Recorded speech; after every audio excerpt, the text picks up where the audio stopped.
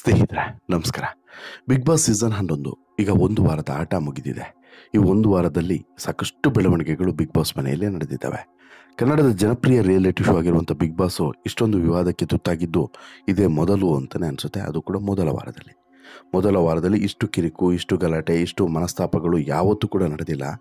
ಜೊತೆಗೆ ಹದ್ದು ಮೀರಿದ ವರ್ತನೆಗಳು ಕೂಡ ಯಾವ ಸೀಸನ್ನಲ್ಲೂ ಕೂಡ ಇರಲಿಲ್ಲ. ಆರಂಭದಲ್ಲಿ ಈ ರೀತಿ ಯಾರೂ ಕೂಡ ವರ್ತನೆ ಮಾಡಿದಂಥ ಇತಿಹಾಸವೇ ಬಹುಶಃ ಬಿಗ್ ಬಾಸ್ನಲ್ಲಿಲ್ಲ.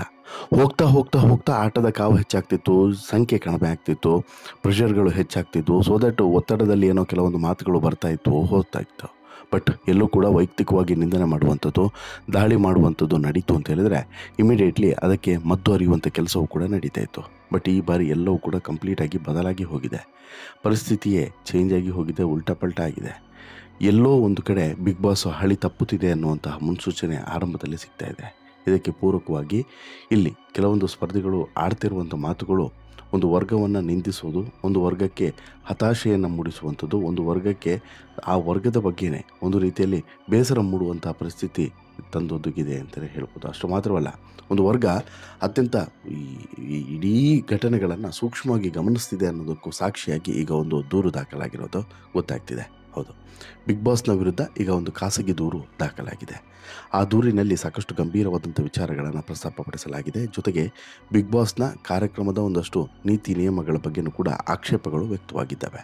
ಹಾಗಾದರೆ ಇದುವರೆಗೆ ನಡೆದಂತಹ ಘಟನೆಗಳು ಒಂದು ಥರ ಆದರೆ ಈಗ ನಡೀತಿರುವಂಥ ಘಟನೆ ಮತ್ತೊಂದು ಥರ. ಯಾಕೆ ಬಿಗ್ ಬಾಸ್ನ ವಿರುದ್ಧ ದೂರು ಕೊಟ್ಟವ್ರು ಯಾರೋ, ಕಾರಣ ಏನೋ, ಇದು ಎಲ್ಲಿಗೆ ತಲುಪ್ಬೋದು, ಎಲ್ಲದರ ಬಗ್ಗೆಯೂ ಕೂಡ ಮಾಹಿತಿಯನ್ನು ಕೊಡ್ತಾ ಹೋಗ್ತೀನಿ. ಅದಕ್ಕಿಂತ ಮುಂಚೆ ನೀವಿನ್ನೂ ಕೂಡ ನಮ್ಮ ಚಾನಲನ್ನು ಸಬ್ಸ್ಕ್ರೈಬ್ ಮಾಡಿಲ್ಲ ಅಂದರೆ ದಯವಿಟ್ಟು ಕೂಡಲೇ ಸಬ್ಸ್ಕ್ರೈಬ್ ಮಾಡಿ ಸ್ನೇಹಿತರೆ.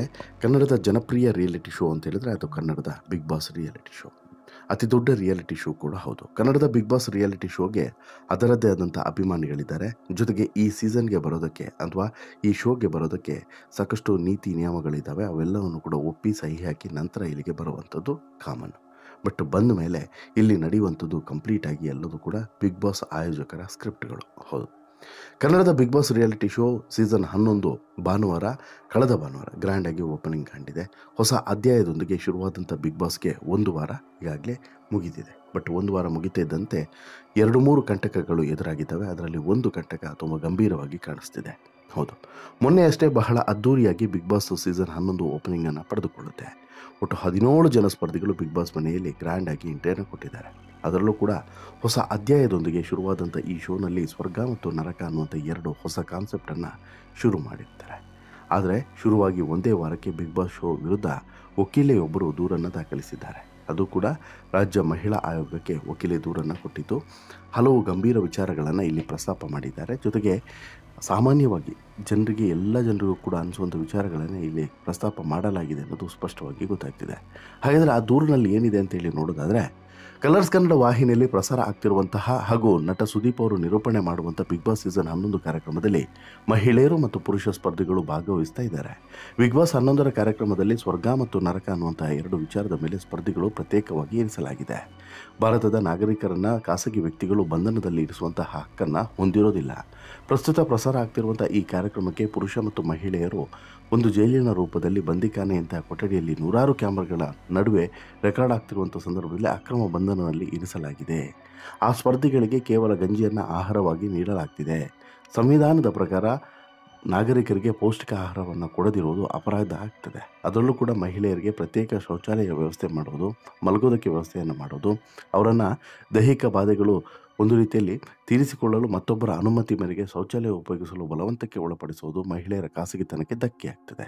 ಬಿಗ್ ಬಾಸ್ 11 ಕಾರ್ಯಕ್ರಮದಲ್ಲಿ ಈ ಸ್ಪರ್ಧಿಗಳು ಕಾನೂನುಬದ್ಧವಾಗಿ ಒಪ್ಪಂದವನ್ನು ಮಾಡಿಕೊಂಡು ಇಂತಹ ನಿರ್ಬಂಧಗಳನ್ನು ಹೇರಿರೋದೇ ಆದರೂ ಕೂಡ ಇವೆಲ್ಲದೂ ಕೂಡ ಕಾನೂನು ಬಾಹಿರ ಆಗ್ತದೆ. ಕೋರ್ಟ್ ಇದ್ಯಾವುದನ್ನು ಕೂಡ ಒಪ್ಪೋದಿಲ್ಲ. ಯಾಕಂತ ಹೇಳಿದ್ರೆ ಇಂತಹದೊಂದಷ್ಟು ಕೃತ್ಯಗಳನ್ನು ನಡೆಸೋದಕ್ಕೆ ಕಾನೂನಿನಲ್ಲಿ ಅವಕಾಶನೇ ಇಲ್ಲ. ಆ ಸಂದರ್ಭದಲ್ಲಿ ಮತ್ತೆ ಈ ರೀತಿಯಾದಂಥ ಒಂದು ಎಡವಟ್ಟುಗಳನ್ನು ಮಾಡುವಂಥದ್ದು ಅಪಾಯಕಾರಿ ಅನ್ನೋದು ಈಗಾಗಲೇ ಗೊತ್ತಾಗಿದೆ. ಅಷ್ಟು ಮಾತ್ರವಲ್ಲ, ಇಲ್ಲಿ ಬಿಗ್ ಬಾಸ್ ಮನೆಯಲ್ಲಿ ಒಂದಷ್ಟು ಗಲಾಟೆಗಳು ನಡೆಯುವಂಥ ಸಂದರ್ಭದಲ್ಲಿ ಬಳಸಿರುವಂಥ ಪದಗಳು ಮತ್ತು ವ್ಯಕ್ತಪಡಿಸಿರುವಂಥ ರೀತಿ ಇದು ಕೂಡ ಕಾಮನ್ ಆಗಿ ಒಂದಷ್ಟು ಸಂಚಲನಕ್ಕೆ ಕಾರಣ ಆಗಿದ್ದಾವೆ.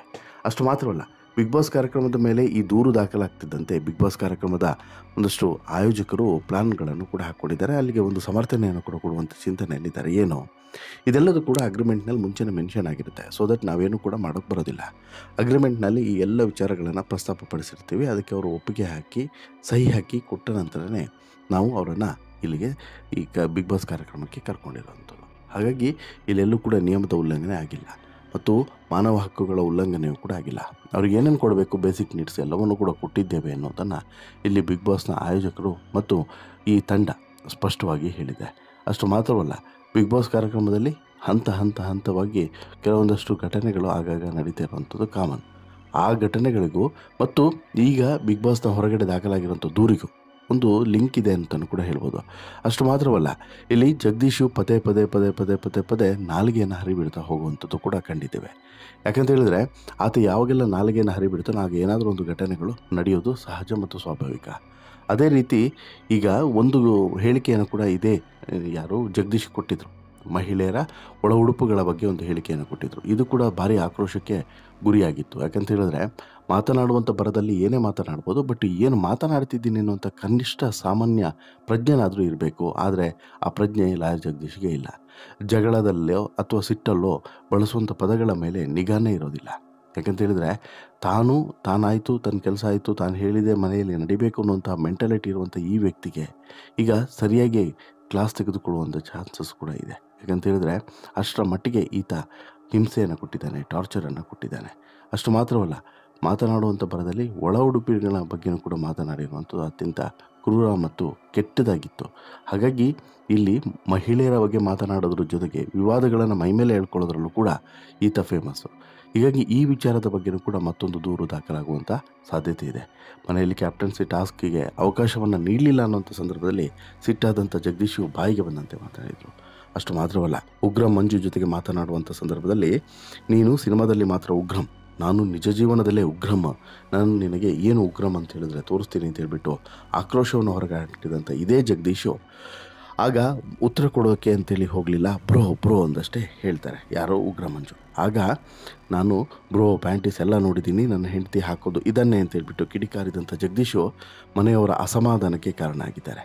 ನಿಜವಾಗ್ಲೂ ಕೂಡ ನಮಗೆ ಇನ್ಸೆಕ್ಯೂರ್ ಫೀಲ್ ಆಗ್ತಿದೆ ಅಂತೇಳ್ಬಿಟ್ಟು ಕ್ಯಾಮ್ರಾಗಳ ಮುಂದೆ ಬಂದು ಭವ್ಯಗೌಡ ಹತ್ತಿದ್ದಾರೆ, ನೋವನ್ನು ಹೊರಗಡೆ ಹಾಕಿದ್ದಾರೆ. ಹೀಗಾಗಿ ಬಿಗ್ ಬಾಸ್ ಮನೆಯಲ್ಲಿ ಈಗ ಬಿಗ್ ಬಾಸ್ನಲ್ಲಿ ಸಾಕಷ್ಟು ಜನರಿಗೆ ಇರೋಕ್ಕೂ ಕೂಡ ಹಿಂಸೆ ಆಗ್ತಿದೆ ಮತ್ತು ಸ್ವಲ್ಪ ಮಾರಿದರೂ ಕೂಡ ಇಲ್ಲಿ ಬೇರೆ ಏನೋ ಸಮಸ್ಯೆಗಳು ಸೃಷ್ಟಿಯಾಗುವಂತಹ ಲಕ್ಷಣಗಳು ಕಾಣಿಸ್ತಿದೆ.